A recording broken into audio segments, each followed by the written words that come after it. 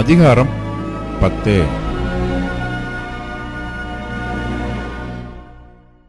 பின்பு கர்த்தர் மோசேயை நோக்கி, நீ பார்வோனிடத்தில் போ, அவர்கள் நடுவே நான் இந்த என் அடையாளங்களை செய்யும்படிக்கும் நான் எகிப்திலே நடப்பித்ததையும் நான் அவர்களுக்குள் செய்த என் அடையாளங்களையும் நீ உன் பிள்ளைகளின் செவிகள் கேட்கவும் உன் பிள்ளைகளுடைய பிள்ளைகளின் செவிகள் கேட்கவும் விவரித்துச் சொல்லும்படிக்கும் நானே கர்த்தர் என்பதை நீங்கள் அறியும்படிக்கும் நான் அவன் இருதயத்தையும் அவன் ஊழியக்காரரின் இருதயத்தையும் கடினப்படுத்தினேன் என்றார்.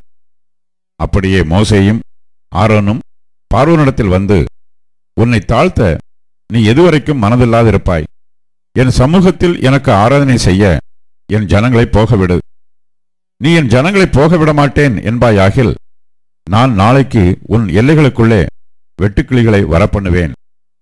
தரை காணாதபடிக்கு அவைகள் பூமியின் முகத்தை மூடி கல்மலைக்கு தப்பி மீதியாக வைக்கப்பட்டதை பட்சித்து வெளியிலே துளிர்க்கிற செடிகளையெல்லாம் தின்று போடும். உன் வீடுகளும் உன் ஊழியக்காரருடைய வீடுகளும் எகிப்தியரின் வீடுகளும் எல்லாம் அவைகளால் நிரம்பும். உன் பிதாக்களும் உன் பிதாக்களின் பிதாக்களும் தாங்கள் பூமியில் தோன்றின நாள் முதல் இந்நாள் வரைக்கும் அப்படிப்பட்டவைகளை கண்டதில்லை என்று எபிரெயரின் தேவனாகிய கர்த்தர் சொல்லுகிறார் என்று சொல்லி திரும்பிக் கொண்டு பார்வோனை விட்டு புறப்பட்டான்.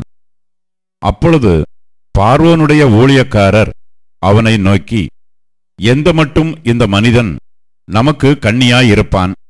தங்கள் தேவனாகிய கர்த்தருக்கு ஆராதனை செய்ய அந்த மனிதரை போகவிடும்.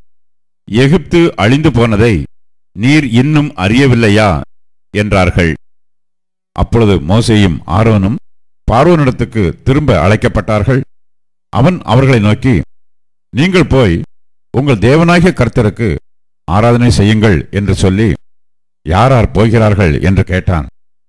அதற்கு மோசே, எங்கள் இளைஞரோடும் எங்கள் முதியோரோடும் எங்கள் குமாரரோடும் எங்கள் குமாரத்திகளோடும் எங்கள் ஆடுகளையும் எங்கள் மாடுகளையும் கூட்டிக் கொண்டு போவோம். நாங்கள் கர்த்தருக்கு பண்டிகை கொண்டாட வேண்டும் என்றான். அப்பொழுது அவன், நான் உங்களையும் உங்கள் குழந்தைகளையும் எப்படி விடுவேனோ? அப்படியே கர்த்தர் உங்களோடு இருப்பாராக. எச்சரிக்கையாயிருங்கள், உங்களுக்கு பொல்லாப்பு நேரிடும். அப்படி வேண்டாம், புருஷராகிய நீங்கள் போய் கர்த்தருக்கு ஆராதனை செய்யுங்கள். இதுதானே நீங்கள் விரும்பி கேட்டது என்று சொன்னான். அவர்கள் பார்வோன் சமூகத்தினின்று துரத்தி விடப்பட்டார்கள்.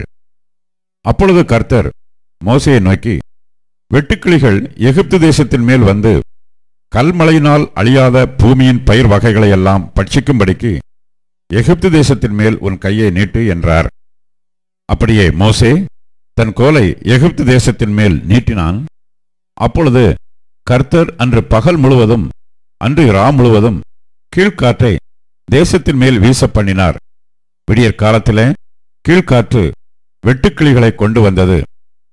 வெட்டுக்கிளிகள் எகிப்து தேசம் எங்கும் பரம்பி எகிப்தின் எல்லையில் எங்கும் மிகவும் ஏராளமாய் இறங்கிற்று.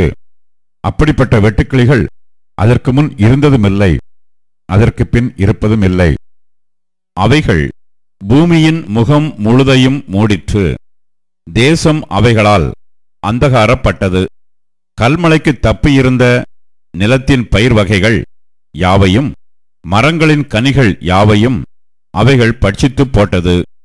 எகிப்து தேசம் எங்குமுள்ள மரங்களிலும் வயல்வெளியின் பயிர் வகைகளிலும் ஒரு பச்சிலையும் மீதியாயிருக்கவில்லை.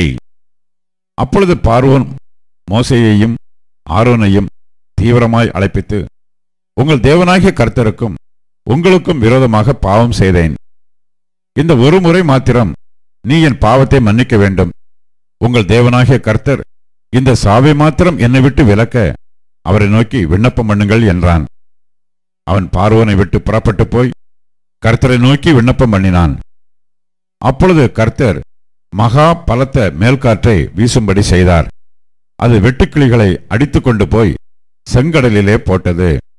எகிப்தின் எல்லையில் எங்கும் ஒரு வெட்டுக்கிளியாகிலும் மீதியாயிருந்ததில்லை. கர்த்தரோ பார்வோனின் இருதயத்தை கடினப்படுத்தினார். அவன் இஸ்ரவேல் புத்திரரை போக விடவில்லை. அப்பொழுது கர்த்தர் மோசேயை நோக்கி, தடவிக்கொண்டிருக்கத்தக்கதான இருள் எகிப்து தேசத்தின் மேல் உண்டாகும்படிக்கு உன் கையை வானத்திற்கு நேராக நீட்டு என்றார். மோசே தன் கையை வானத்திற்கு நேராக நீட்டினான். அப்பொழுது எகிப்து தேசம் எங்கும் 3 நாள் மட்டும் காரிருள் உண்டாயிற்று. 3 நாள் மட்டும் ஒருவரை ஒருவர் காணவும் இல்லை, ஒருவரும் தம்மிடத்தை விட்டு எழுந்திருக்கவும் இல்லை. இஸ்ரவேல் புத்திரர் யாவருக்குமோவெனில் அவர்கள் வாசஸ்தலங்களிலே வெளிச்சம் இருந்தது.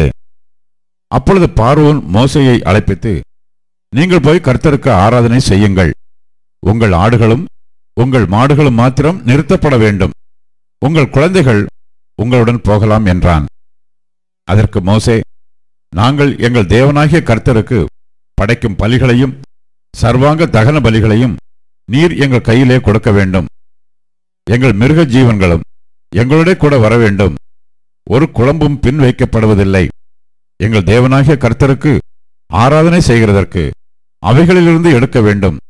இன்னதை கொண்டு கர்த்தருக்கு ஆராதனை செய்வோம் என்பது நாங்கள் அங்கே போய் சேரும் அளவும் எங்களுக்கு தெரியாது என்றான். கர்த்தர் பார்வோனுடைய இருதயத்தை கடினப்படுத்தினார். அவன் அவர்களை போகவிட மனதில்லாதிருந்தான். பார்வோன் அவனை நோக்கி, என்னை விட்டு அப்பாலே போ. நீ இனி என் முகத்தை காணாதபடி எச்சரிக்கையாயிரு. நீ இனி என் முகத்தை காணும் நாளில் சாவாய் என்றான். அப்பொழுது மோசே, நீ சொன்னது சரி, இனி நான் உம்முடைய முகத்தை காண்பதில்லை என்றான்.